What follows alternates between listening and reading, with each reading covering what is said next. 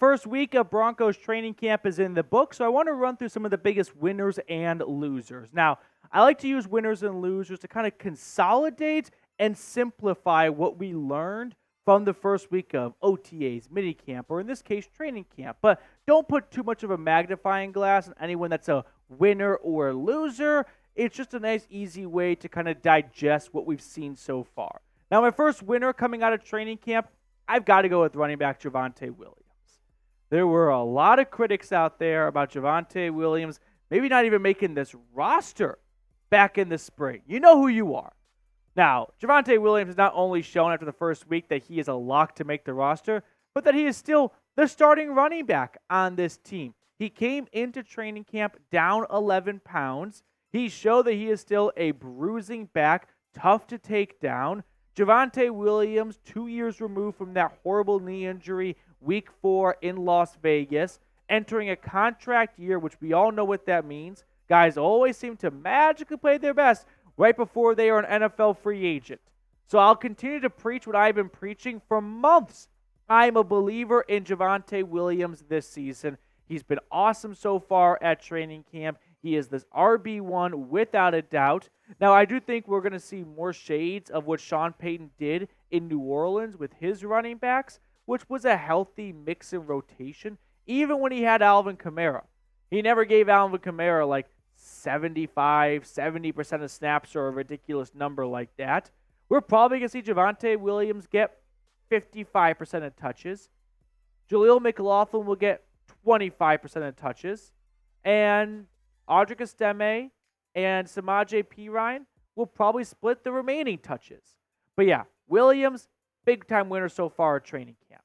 Now, before we look at my second winner or loser, make sure to subscribe to the channel. We've got over 23,000 strong here at the Broncos Breakdown. So if you want to get more free Broncos training camp coverage and then preseason and before you know it, regular season, I invite you to subscribe to one of the largest Broncos YouTube communities out there.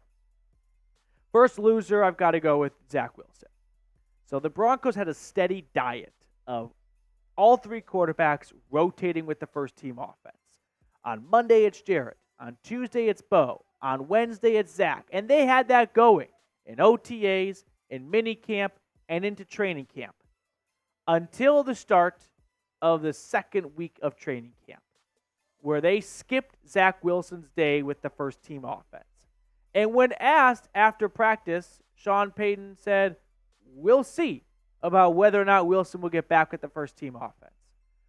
When you know where a guy stands on your depth chart, there's no point in wasting valuable reps, which, keep in mind, these coaches, under the new CBA, they are very much restricted in terms of how much time they get with their players on the field, how many snaps, like how long padded practices can be. So if you know that your quarterback race has been slimmed down to 2, there's no sense in wasting first-team reps for Zach Wilson if you know he's out of the running. Might as well divvy up those snaps to Jarrett Stidham and Bo Nix so you can answer the most important question this entire summer: who your starting quarterback is. So get all the information you can when you know who your top 2 guys are and have a runoff. So unfortunately for Zach, he's a loser. Not like in real life. He got engaged over the summer, so he's definitely a big-time winner. But he is a loser so far in training camp. Now, what week do you guys think Bo Nix will make his first start? Week 1? Week 2? I'm still in the camp of it is Jarrett Stidham's job to lose. And he might not have a huge lead. It's a very slim lead. It's like if you're watching the Olympics, sometimes you can't really tell like who's leading in the swim race. They all look so even until they pop up the flag and the name when they touch the wall. But right now, Jarrett Stidham has that very slight lead. And we may very well see a Bo Nix comeback. And at some point we will. Like, Bo Nix is going to start at some point this year. But I don't know if that comeback's going to happen in training camp or if it'll go into the regular season and they'll just pull the plug on Stidham after a bad first half and turn it over to Nix and never look back. A little bit like Justin Herbert, Baker Mayfield. Guys, that did not start week 1, but started week 2. Now, moving on to our second winner. I'm going to go with the entire defensive line. Zach Allen, probably most specifically, he has looked awesome so far. They've been batting down balls all over the practice field, but the defensive line for the Broncos has been a huge win so far in training camp because last year it was nothing to write home about. The Broncos' run defense was bottom 5 in the NFL. We don't need to bring up the score of the Dolphins game in week 3, but you want to know what a huge catalyst was for that ginormous crooked number they put up on the board? The way they ran all over the Broncos defense. So for Denver to kind of get that defensive line under control a little bit, adding John Franklin Myers, Malcolm Roach, it's still early. You don't win games in July or August, but it's definitely encouraging to see this Broncos defensive line get their fair share of wins against an above-average top 10 Broncos offensive line in the NFL. Now, before we look at our last winner and loser out of training camp, I do want to tell all of our viewers about our friends over at Game Time. If you love summer baseball and want to catch a Rockies game, then make sure you get started with Game Time today. Game Time has awesome deals with their friends at Major League Baseball because they are an authorized ticket marketplace of MLB, which makes getting tickets faster and easier. Prices on the Game Time app actually go down the closer it gets to the first pitch. One thing I really like about Game Time are their flash deals. You can save even more with exclusive in-app deals on select seats ahead of the game or event. Plus, they offer the Game Time guarantee. If you find tickets in the same section and row for less, Game Time will credit you 110% of the difference. So take the guesswork out of buying MLB tickets with Game Time. Download Game Time today. Use code CHATSPORTS for $20 off your first purchase. Terms apply, but again, download the Game Time app, redeem code CHATSPORTS for $20 off your first purchase. I put all that information in the comments and description of today's video. Download Game Time today. Last minute tickets, lowest price guaranteed. This next one's going to come across as a bit of a bully and cruel one, but I'm going to bring up rookie wide receiver Troy Franklin. Now, let's be real. When you're a 4th-round draft pick, your rookie season, the bar is not high at all. So I don't want to come across as an a-hole for picking on a day 3 draft pick.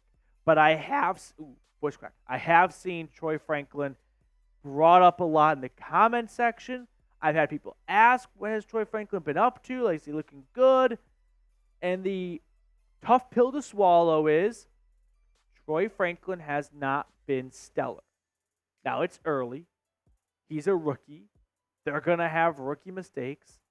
But if you want my honest opinion about what Troy Franklin has looked like after a week and change of training camp, he has had some rookie growing pains. There have been public events of the wide receiver coach chewing out Troy Franklin, which I think everyone should go visit training camp once because it's a good reminder that while Sean Payton's the head coach, these position coaches are very much in charge of their respective groups. And that's who the players report to first before going to the top like Sean Payton. But Troy Franklin, if you are wanting to know if he's had a spectacular start, the answer would be no. But that doesn't mean he can't turn it around. It doesn't mean he can't start to put together a strong preseason and kind of get a rhythm going and whatnot. But yeah, he's had some bumps along the road, and hopefully things smooth out. But for now, I think he has a lot of growing to do, and that's not uncommon for rookies.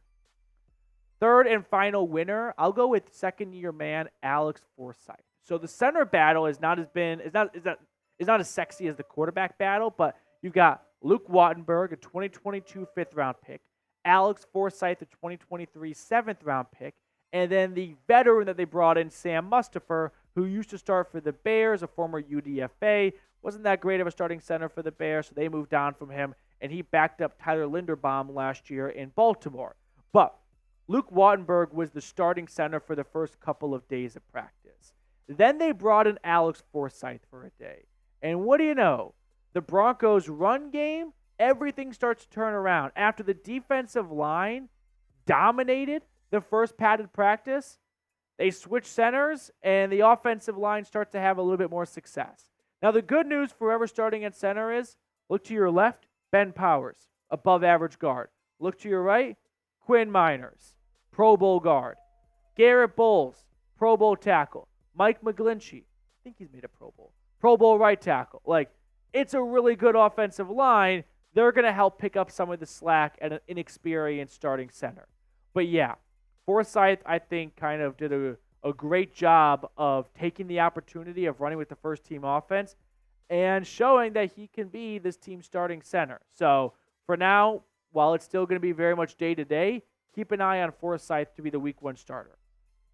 That will do it for us on today's show. I didn't get the graphic prepared for Summer Hot Takes, but it's still going to be a toasty day, so it's a dry heat hot take. Dry heat hot take for today's show. I'm going to go with, I like to kind of add on to whatever the segment was for that day. So it's a dry heat hot take. I will say that the Broncos draft a center in round 2 of next year's draft. Not sure if they're going to find the long-term answer on the current roster, and I could see that being in a position they attack next year in round 2.